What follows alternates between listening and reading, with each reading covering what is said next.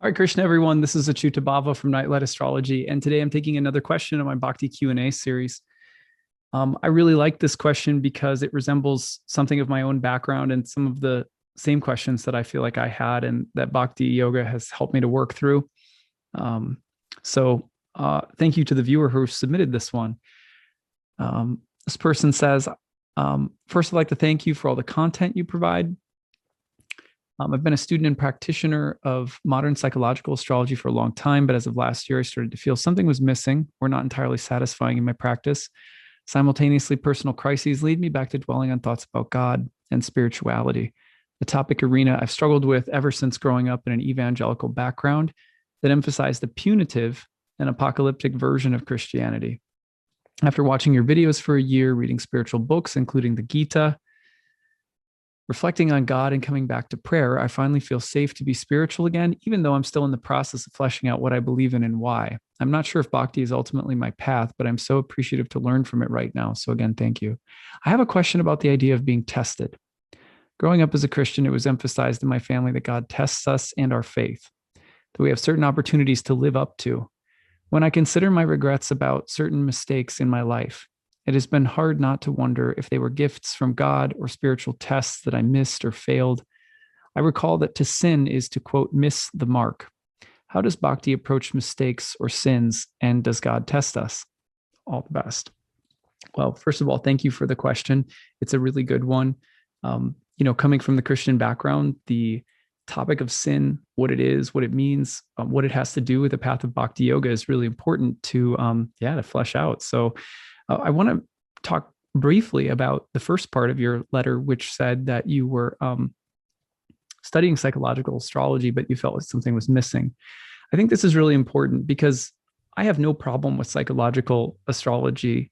In its essence, I think that anything that can be used for the purpose of awakening the spirit soul within, connecting us in our hearts to the love of God, both within ourselves, between the soul and God, as well as between the soul and the world and other beings, is a positive thing. And I don't see any reason why psychological or any form of astrology couldn't do that if it has the right intention behind it. That being said, there's a good amount of astrology out there that, because it does not include or reach into the reality of the soul and its divine origin and its relationship with source, and it doesn't emphasize the importance of developing that alongside of the study or practice of astrology, alongside of the inquiry into a birth chart, that it doesn't participate in the guidance of readings or the dissemination of astrological knowledge, I think for many people doesn't feel quite right. It feels like something is missing. And we should feel that way because ancient astrologers were not, I don't want to make this sound harsh, but they weren't godless practitioners. If you look at the Hermeticists, if you look at the Stoics, these were people who believed very deeply in the reality of God, and that belief accompanied the practice in astrology. Early Jewish mystics and Christian mystics, Muslim practicing astrologers, Indian astrologers, the reality of divinity was part and parcel of the practice of astrology. So first of all, I think it's a really good thing that people might feel like they need something of that to be addressed. Of course, astrology is very flexible. It's been a part of many different religious paths. There's been many different religious practices, God-centered, love-centered, that have brought astrology in and found it compatible. And I think astrology is really beautiful and flexible in that regard. But just to acknowledge what I think a powerful step that is in your studies or your practice. That happened for me too, and it has made all the difference in my life. My practice has gotten so much better because of coupling it with my studies of bhakti, the return of I guess I would say kind of a mystical, contemplative form of Christianity into my life, and so forth. In terms of your second question, I can just speak about the idea of tests, missing the mark, living up to tests, failing or passing tests from God, from the bhakti standpoint. So let's start by taking the burden off from passing or failing. In bhakti, there's no such thing as eternal hell. There's, you know, every soul is eternal and immortal, is unborn and undying. And every soul is always eternally granted opportunities to choose to dwell in its God-like nature and to abide in a relationship with God. So there's in every twist and turn of fate in this universe, in manifest creation, where the soul is sojourning. Every twist and turn of fortune and fate is always beckoning to us. Come home, come home to your heart, come home to love, come home to God. So that message is ultimately about hope, redemption, grace, forgiveness, compassion. And it's an open door policy. And the soul can go through all kinds of hellish dimensions of consciousness, hellish worlds, hellish experiences. But the only thing that is everlasting, the only thing that is eternal, is God's love and the reality of divinity itself, which is at the core of all things. Insofar as we turn away from that, we experience the illusion of being apart from God, which is hellish. It's hell-like, but it's also an illusion. So how long do we want the illusion to last? Well, it could last a very, very long time, depending on the choices we make and the kind of consciousness we cultivate. If we associate our lives with saintly people, if we adopt lives of prayer and closeness to God and God's love, if we adopt loving kindness in our life, these kinds of things instantly turn hellish dimensions of life and consciousness into paradise. And they slowly start, elevating us. And in the bhakti tradition, of course, that means that eventually that path leads us home to never taking birth again in the material world, where it can be so treacherous. But this world is also understood as a place that we come by choice, and a place that is not, it's provided for us out of grace and love for our own free will. And we can choose an illusion if we want. And God facilitates it like an artificial intelligence video game program. You know what I mean? Like, go and trip out, have fun, try it out. You'll find that it's not as good as dwelling in eternal love, but you can see what else there is besides eternal love, and I'll create this world. And this world is called Maya. Maya means a servant of God. Maya means mercy, but Maya also means illusion. So insofar as we choose to be here, there is a sense in which hell and hellish experiences or dimensions of consciousness are real, but they're not, they're illusory, they're impermanent. So they don't ever last forever. And neither do the temporary heavenly designations or destinations in the material universe. You can go to the Disney world of material existence and trip out having a lot of bliss, and those heavenly realms also pale by comparison to God's love. So the Gita is very, very clear about that. That look, anywhere in the material universe, from the highest planets and worlds down to the lowest, all in are places of repeated birth and death and suffering. So we can sojourn here as long as we want. It's not a punishment that we're here. It's not, and God isn't like a taskmaster sitting on high with a ruler saying, well, prove yourself and I'll pull you out of here because of your efforts, your merit, and, like you're making an A+, in the Catholic school of the universe. So bhakti doesn't take that view.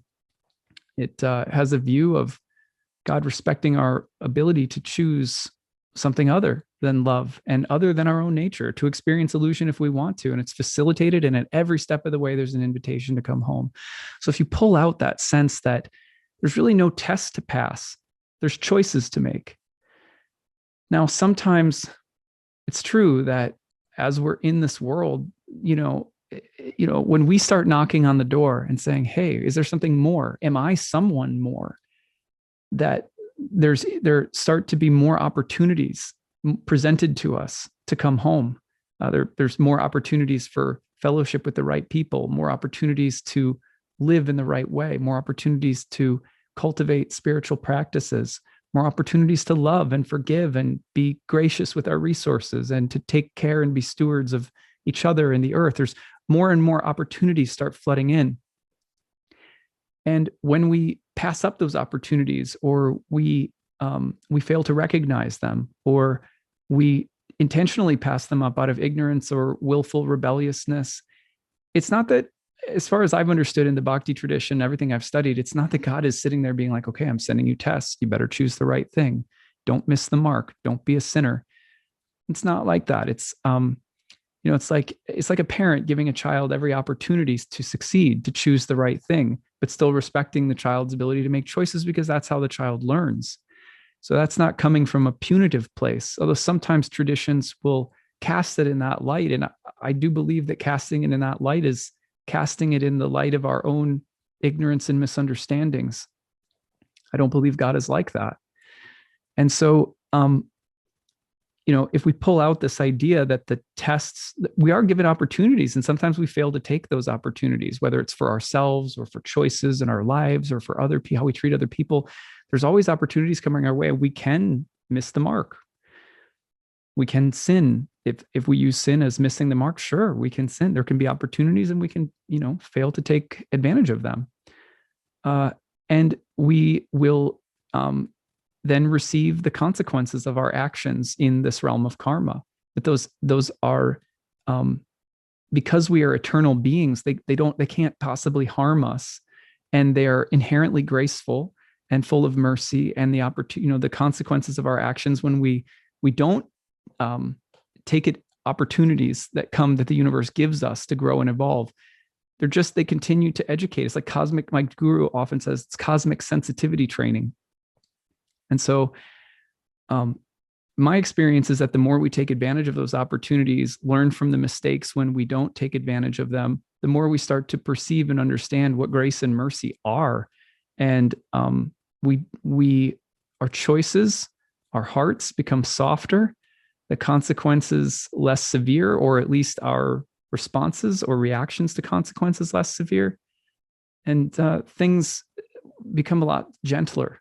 And so, as our consciousness changes, our relationship with our learning process itself changes. I think of being a parent, for example. When my first daughter was born, I didn't know how to be a parent. I didn't know how to correct or instruct or give the right, it's just, I was growing up as much as my daughter was, in a way. It's like, there was this meme I saw the other day that said, kids don't realize when they're kids that their parents are also still growing up. And I was like, yeah, that's really true. So as I've learned how to parent and how to be firm but soft, gentle but strong as a father, for example, it's given me an understanding of how real growth and positive reinforcement, encouragement, firm but gentle correction, the degree to which I've changed and become a better parent is the degree to which I recognize how the universe is always trying to guide me along. It's a very good parent. If you want to think about God like a dad or a mother, God is a really good parent.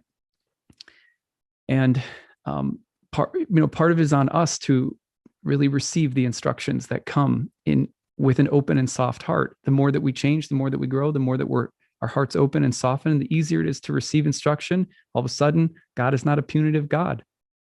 So it's like, as our relationship grows and deepens with grace and mercy and forgiveness and compassion, as we lose our faith and come back to it, lose our faith and come back to it, then we start to be able to perceive the grace and mercy in all things. And sometimes that's it's a road, but good news is, as the Gita says, there's no rush. We're eternal beings. Every opportunity will continue to be provided for us, and there's nothing held against us. Just the continual come back home. So I hope that this is helpful, because I do think that God tests us, but I think it's an earlier stage in our faith when we still have not quite embraced the eternality of our soul. We haven't quite adopted the patience. We haven't quite learned it yet. We're in a hurry. We're in a rush. But we're trying to be perfect. We're trying to will our way to enlightenment. the ego gets in the way. And so the ego is this, it's the same filter through which we experience God. And, so sometimes we're born into families, or we go through experiences where the picture of God is apocalyptic and punitive. It's a taskmaster waiting for us to pass the SAT of life. And of course, people say, I can't do that. That's a positive sign. The only thing is, just because you can't do that doesn't mean you should give up on spiritual life. Keep going and discover a God who isn't a taskmaster. Keep going in prayer, in faith, in continuing to try to grow and discover that God is merciful and good and kind and patient. And we discover that as we become that. So I hope that this is helpful. And yeah, great question. Thanks for submitting it. And I hope you guys are having a good beginning of your summer, if you're in the Northern Hemisphere anyway. If you have any questions, feel free to submit them with Bhakti Q&A in the subject line and send them to info@nightlightastrology.com. All right, that's what I've got. Hare Krishna.